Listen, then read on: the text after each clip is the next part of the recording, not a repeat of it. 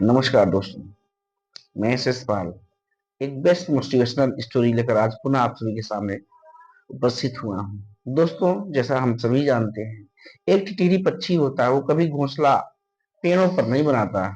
वो हमेशा जमीन पर, जब उसे अंडे देने होते हैं, जमीन पर घोंसला बनाता है और जमीन पे ही अंडे देता है। एक बार की बात है कि टिटीरी पक्षी एक किसान के खेतों में छोटा सा घोंसला बनाता है, अंडे वहां देता है। अंडे मैच्योर हो जाते हैं। कुछ दिनों बाद वहां से चूजों का जन्म होता है, बच्चों का। फिर बच्चे धीरे धीरे बड़े होने लगते हैं। तितली रोज सुबह अपने आसपास के खेतों में निकल जाता था, वहां से दाने चुग कर लाता था और बच्चों को खिलाता था। ऐसे ही रोजमर्रा की जिंदगी चल रही थी। एक दिन तितली सुबह सुबह अपने बच्चों को दाना पानी देके निकल जाता है। दोपहर का समय होता है। किसान घूमते टहलते आता है और देखता है हमारी फसलें तो अब तैयार हैं, पक चुकी हैं। फिर किसान बोलता है कि अब तो मेरी फसलें पक गई हैं, कल मैं अपने बच्चों को भेजूंगा और कल से इसमें कटाई प्रारंभ करवा दूंगा। अब बच्चे ये बात सुनकर किसान की घबरा जाते हैं। अगले दिन, सॉरी, जब शाम को टिटरी पक्षी वापस आता है तो बच्चे घबराए हुए रहते हैं। बच्चे रोने लगते हैं, बोलते माँ चलो चलो, अब नहीं आ पाएंगे, आज किसान आया था, बोल रहा था कल से वो कटाई लगाएगा। टिटरी बोला बेटा पूरी कहानी बताओ, परेशान मत हो, क्या बात है। तो बताए बच्चे कि किसान आया था, बोला कल अपने बच्चों को मैं भेजूंगा, कल से कटाई प्रारंभ करवा देता हूँ, फसल पक चुकी है।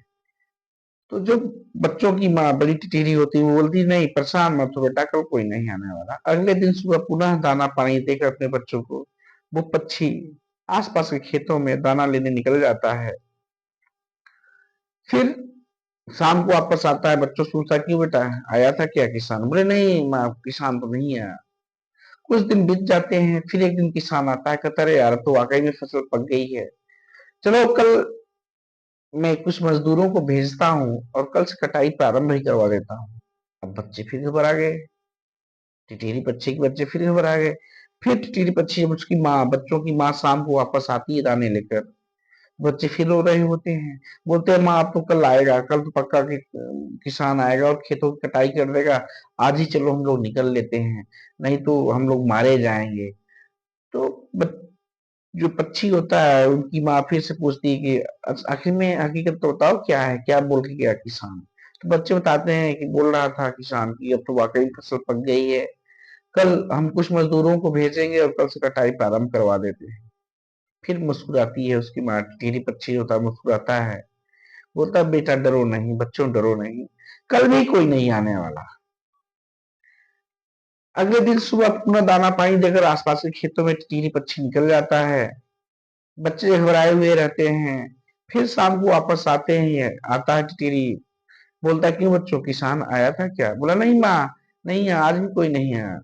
फिर ऐसे 2-4 दिन का समय बीतता है। एक दिन किसान फिर आता है और वहीं पे आसपास घूम रहा होता, बोलता है अरे यार बच्चों को बोला बच्चे भी नहीं आए, मजदूरों को बोला मजदूर भी नहीं आए।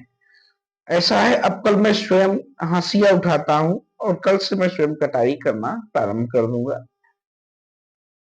बच्चे सुने, अपना मस्ती में मस्त करे, कुछ नहीं, इसका तो रोज का काम है।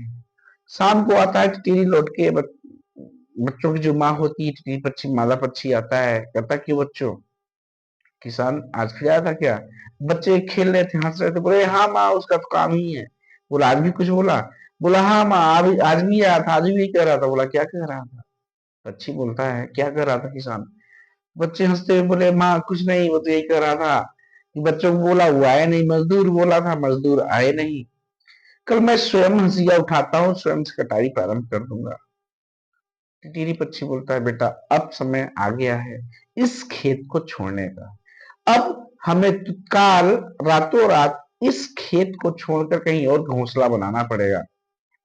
बच्चे बोलते अरे माँ क्यों परेशान हो रही हो, किसान का काम ही है, रोज आएगा रोज ही ऐसे बोलेगा, वो थोड़ी ना आने वाला।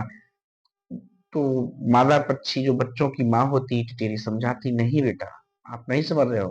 पहली बार वो आया था तो बोला था हम कल अपने बच्चों को भेजेंगे, दूसरी बार जब वो आया तो बोला था हम कल मजदूरों को भेजेंगे, लेकिन इस बार किसान यह बोला है कि मैं स्वयं हाशिया लेकर आता हूं और अपने कार्य की प्रारंभ यानी फसल की कटाई का प्रारंभ कल से कर देता हूं, तो बच्चों इस बार किसान जरूर आएगा।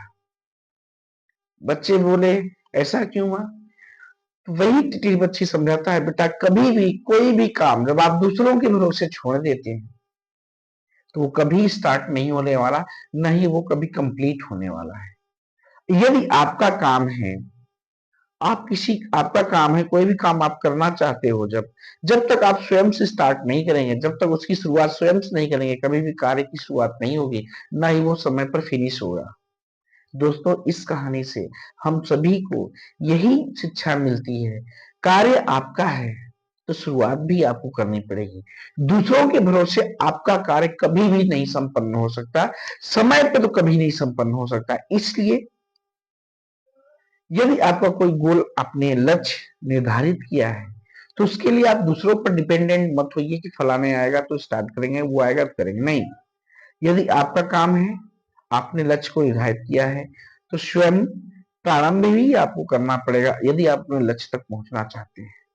दोस्तों इस कहानी के माध्यम से मेरा यही मोरल था आप सभी को समझाने का कि कभी किसी के भरोसे कोई भी काम मत छोड़िए। कभी भी आपका काम 100% तय समय सीमा में न तो खत्म होगा, न ही प्रारंभ होगा।